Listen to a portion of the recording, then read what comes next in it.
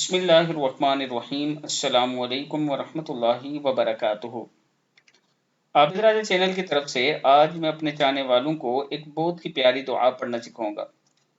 حضرت عبداللہ رضی اللہ تعالیٰ عنہ فرماتے ہیں کہ جب حضور اکرم صلی اللہ علیہ وآلہ وسلم کو کوئی سختی یعنی سخت امر پیش آتا تو آپ صلی اللہ علیہ وآلہ وسلم یہ دعا پڑھتے۔ اس کے راوی حضرت عبداللہ ہیں۔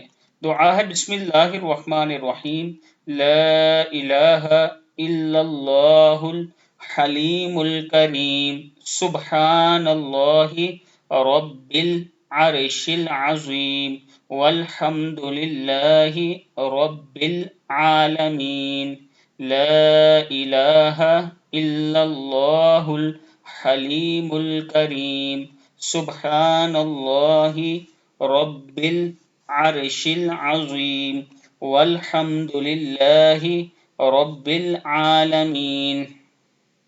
پھر پڑھ لیں، لا الہ الا اللہ الحلیم الکریم، سبحان اللہ رب العرش العظیم، والحمد للہ رب العالمین۔